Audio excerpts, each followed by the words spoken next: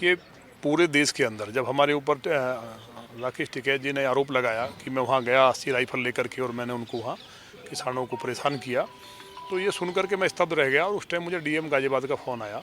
उन्होंने कहा कि आप जो है कहाँ है? मैंने कि मैं हॉस्पिटल में हूँ। तो वो बोले कि आप गाजीपुर आ रहे हैं। मैं बताओ क्या बात है? बोले नहीं। तो वो स्पीकर ऑन करके सुनवाया। उनको उसी टाइम स्पष्ट हो गया था टिकैत को कि मैं वहाँ नहीं गया। लेकिन उन्होंने जिस तरह भी ड्रामा किया, वो जेल जाने से बचने के लिए जो भी उन्होंने किया, वो तो वो समझे, मेरा नाम लिया।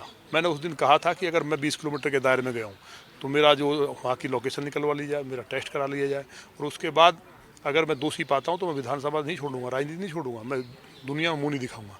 लेकिन इतने बड़े आंदोलन में झूठ बोलना इस तरह से और लोगों को गुमराह करना, ये कहना कि मैं वो आगे इसलिए रुका हुआ हूँ, तो अब ये क्लियर हो गया है। उन्होंने कल लोगों को भेजा था कि भाई हम गलतफहमी होगी मुझे और मैं इसके लिए क्षमा चाहता हूँ। मैंने कि नहीं, मंच से वो क्षमा मांग ले और उठ के जाएँ, क्योंकि मेरे कारण बैठे ना वो। तो उनका ये कहना था ना कि मैं तो जा रहा था, मैं तो इसलिए रुका कि विधायक आ गया, और इसलिए रुका तो क्लियर हो गया, तो अब जाएँ यहाँ से। ये क्लियर हमने किया। लेकिन समाज की जो कॉल थी पूरे देश में, गुर्जर समाज 10 लाख आदमी वहाँ धरने पर इकट्ठा होना था 7 तारीख में, तो ये प्रदेश केंद्र नेतृत्व में जो भी माननीय कृष्णपाल जी हमारे सर्वमान नेता हैं, देश के बड़े नेता हैं हमारे गुर्जर समाज के, तो पूरे कई राज्यों के गुर्जर, अभी 10-12 राज्य के गुर्जर यहाँ आए प्रतिनिधि, और उन्होंने तय किया मीटिंग में कि भाई हम टकराव नहीं चाहते, और गुर्जर और जाट एक ही जाती है, कोई अलग नहीं है। लेकिन जो टिकैत ने इनको बांटने का काम किया है, उससे हमें कोई लेना देना नहीं है। लेकिन 2 महीने से ज़्यादा हो गए किसान आंदोलन चल रहा है। क्या इसको ख़त्म करने का आपका उद्देश्य था या क्या मकसद था आपका, जो आपकी बयानबाजी भी सामने आई है? नहीं, हमारी बयानबाजी तो ये आई ना, जिन्होंने तिरंगे का अपमान किया और जो खालसा पंथ का झंडा फहरा, उनको वो राष्ट्र विरोधी ताकतें हैं। और जिस तिरंगे के लिए लाखों लोग शहीद हुए, आज 40-40 डिग्री में हमारे फौजी बैठे हैं, उसका अपमान किया, तो उनको फांसी होनी चाहिए या उनको गोली से उड़ाना चाहिए ऐसे लोग जो देश के लिए आते हैं। क्योंकि मेरे यहाँ के एक माली सीना अड़ा दिया था सामने, और वो शहीद हुआ था। तो देश के तिरंगे से बड़ा कुछ नहीं है। मैं उनके लिए कहा है। किसान तो मैं खुद हूँ, और किसान जो वहाँ बैठा था, आज किसान वहाँ बचा ही नहीं है जब पता चला उन्हें कि इस अभियान इस तरह का चल रहा है।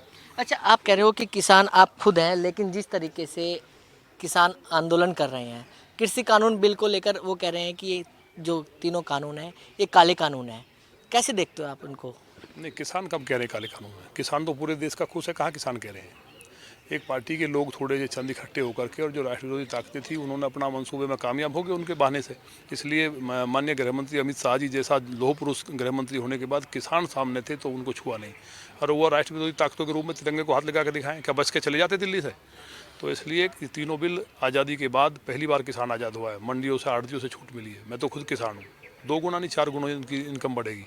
और अगर ये वापस हुआ तो मैं समझता हूँ किसान बर्बाद हो जाएगा इस देश में, और ये लोग कामयाब हो जाएंगे। लेकिन अगर 4 गुना जो इनकम है वो बढ़ जाएगी तो बीजेपी समझाने में क्यों नाकाम साबित हुई है? नहीं, बीजेपी कहाँ नाकाम हुई है? पूरा देश जानता, तो कोई साथ खड़ा है क्या?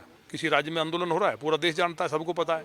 और जो जो लोग जिनकी ज़मीन चली गई और राजनीति ढूंढ रहे हैं इसमें, वो भी पता चल गया जब से तिरंगे पर ये हुआ है। तो किसान जो एक एक जो है, जो किसान राष्ट्रवादी है, जिनके बच्चे फौज में, पुलिस में, वो सारे वापस चले जब गए। कुछ ही लोग बैठे हैं तो इंटरनेट बंद करने की जरूरत क्यों पड़ी है? हरियाणा में बंद कर दिया है, यूपी में बंद कर दिया है। देखिए, ये चीज़ बताया ना, भड़काया गया था, अब लोगों की समझ में आ रहा है, तो कोई आवश्यकता पड़ी नहीं, ना पड़ेगी। इनका वो असर होगा जो इन्होंने सोचा है, उसका उल्टा पड़ेगा इनके सर पे। लेकिन सरकार तो लगातार बैठक कर रही है, बैठक से कोई निष्कर्ष नहीं निकल रहा है। 26 तारीख के बाद जो टेबल टॉक है वो भी बंद हो गई है। देखिए, अब वो तो कोई आदमी जिद करता है फालतू की इस तरह की बातें करे। जब सरकार बात कर रही है तो फिर तो सारा किसान और समझ गया ना कि इन लोगों की मंशा बिल से नहीं है, इनकी मंशा कुछ और है। तो इसलिए लोग समझ के बात खत्म होगी। मनसा क्या है इन लोगों की? वो तो थी ना मंशा, जो लाल किले के सामने देखा लोगों ने, वो मंशा थी इनकी। अब उन पर जो कार्रवाई हो रही है उससे बचने के लिए इधर उधर रोते हुए घूम रहे हैं। लेकिन वो तो कह रहे हैं, वो तो आरोप लगा रहे हैं कि दिल्ली पुलिस की वजह से ऐसा हुआ है। जिस जो रूट उनको दिया गया था वो उन्होंने बंद करके रखा, दूसरे रोड से निकाल दिया। वो तो अभी ये कह रहे थे कि भाजपा के कार्यकर्ता थे, अब क्यों छुड़ाने की मांग कर रहे हो ना? जब बीजेपी कार्यकर्ता थे तो राकेश टिकैत बीजेपी में कब से शामिल हो गए? जो उनका बीजेपी कार्यकर्ता बताए थे ना शुरू में कि बीजेपी के लोगों ने किया था बवाल, तो अब क्यों वो कह रहे हैं कि उन्हें छोड़ो? इसका मतलब सब प्लानिंग थी। और जो रूट था, पुलिस ऐसा कर सकती है क्या? पुलिस में सारे के सारे कौन है? गुर्जर, जाट, राजपूत हैं, सब मार्शल, ब्राह्मण, ये सभी तो लोग हैं हमारे।